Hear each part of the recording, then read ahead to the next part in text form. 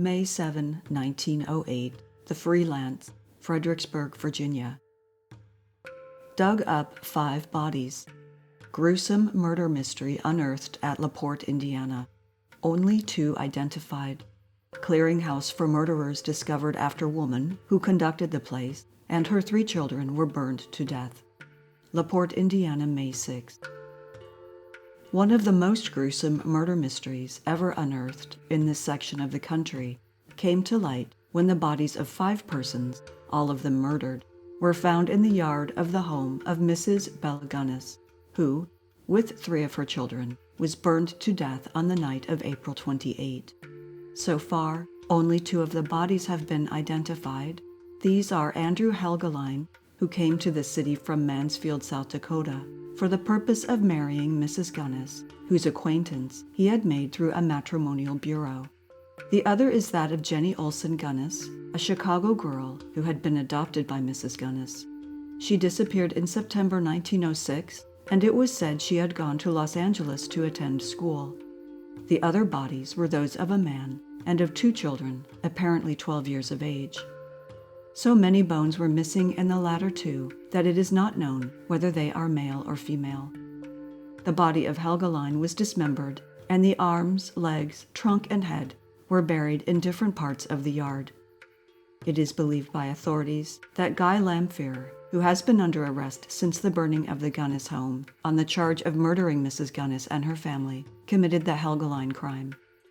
Lamphere is a carpenter, and the manner in which the body of Helgeline was dismembered leads to the belief that it was done by somebody familiar with the use of a saw. There have been rumors that Jenny Olson Gunness had knowledge of the manner in which the first husband of Mrs. Gunness came to his death in Chicago. Little is known, however, on this subject.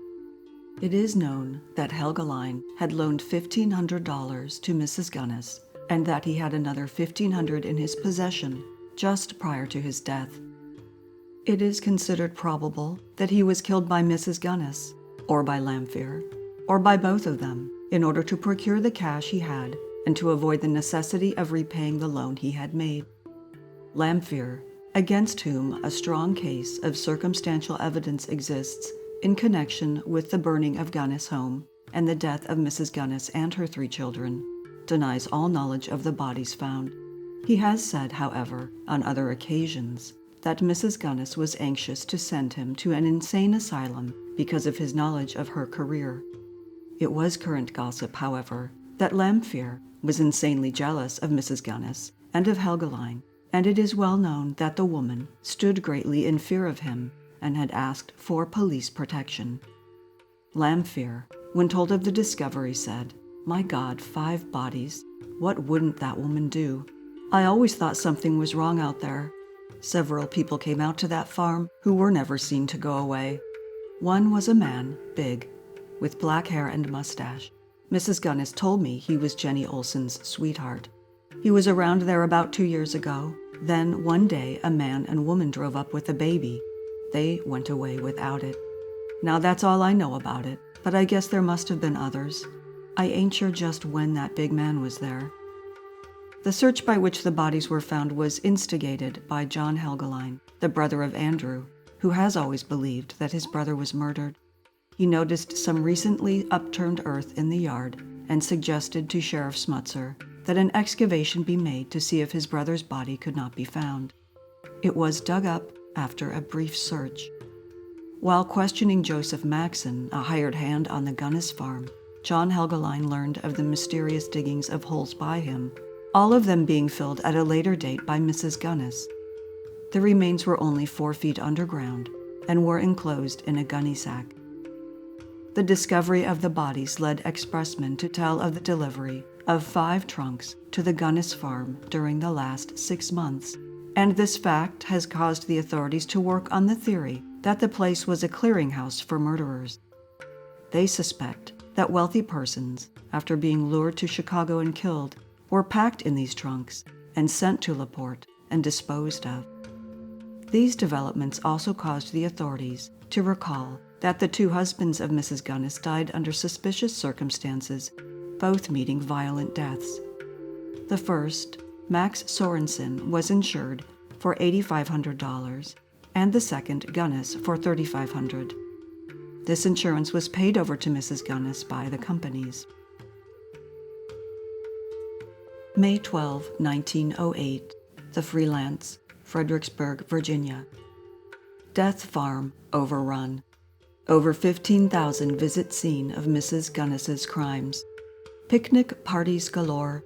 Search for more bodies was halted by tremendous crowd. Several visitors were seeking missing friends or relatives. LaPorte, Indiana, May 11. All roads in LaPorte County led to the farm of Mrs. Belle Gunness, alleged murderess of at least 10 persons, whose bodies have been unearthed in the barnyard and now thought to have been burned to death with her 3 children in a fire that destroyed her farmhouse on April 28. Upwards of 15,000 sightseers visited the place of death. At the farm, only a speaker's stand with its customary pitcher of water was necessary to complete the impression that a political rally had drawn the thousands to the spot. There was nothing in the attitude of the crowd to indicate that they were visiting a place where gruesome tragedies had taken place. Jokes and laughing comments were heard on every side, and exclamations of joy from successful relic hunters were numerous. A number of family picnic parties grouped themselves on the sloping lawn under the fine pines and cedars which dot the dooryard, or found resting places beneath the flowering apple and plum trees of the orchard. Children were numerous, and many groups had a baby cab as a nucleus. Along the roadside were several lemonade stands and lunch wagons. At the gates were vendors of souvenir postal cards, and those bearing a group picture of Mrs. Gunness and the 3 little ones who met death with her found readiest sale. During the rush to LaPorte, several farm horses, frightened by automobiles, started to run away. A buggy was upset, and Mrs. Benjamin Zanelaire of LaPorte suffered a broken arm. Several pickpockets did a thriving business, while the throng waited for homeward-bound trains.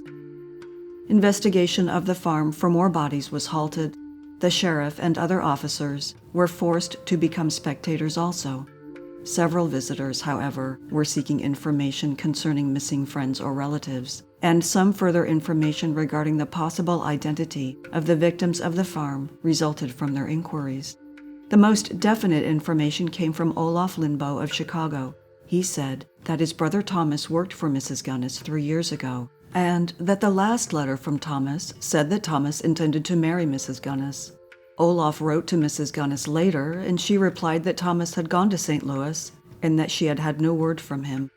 Olaf Lindboe has not heard of Thomas since.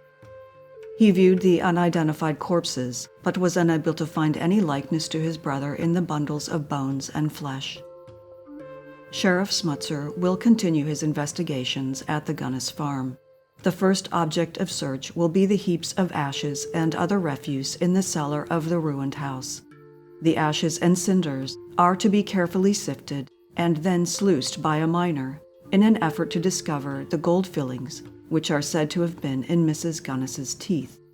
The floor of the cellar may also be dug up, and additional excavations may be made in the yard, where 10 cadavers have been unearthed.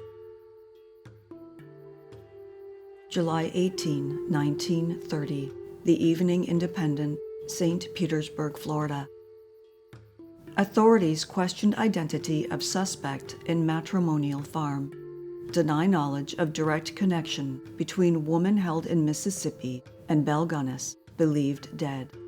Jackson, Mississippi, July 18, AP. Suspicion that a 70-year-old widow living on an estate on Wolf River in Harrison County was the notorious Belle Gunness, wanted in Indiana on charges of operating a matrimonial murder farm, began to fade today as Mississippi sheriffs denied knowledge of any direct connection between the 2 women. The story started last night when authorities of LaPorte, Indiana, announced that a woman believed to be Belle Gunness had been arrested near Jackson, Mississippi, and that the information had been received by wire from Sheriff Thomas Moore of Hinds County, Mississippi. Sheriff Moore said he had wired the LaPorte officials to find out if Belle Gunness was wanted there, and his message had been interpreted to mean she already had been arrested.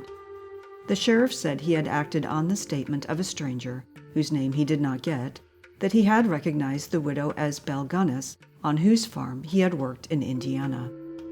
Sheriff Moore telephoned Sheriff Joseph W. Havens of Harrison County to make the arrest. When Sheriff Havens went to her home, he found she had left on June 15 for visits in Indiana and Illinois. Sheriff Moore said he knew nothing to connect the Harrison County widow with the murderess, and acted solely at the request of the Hinds County Sheriff.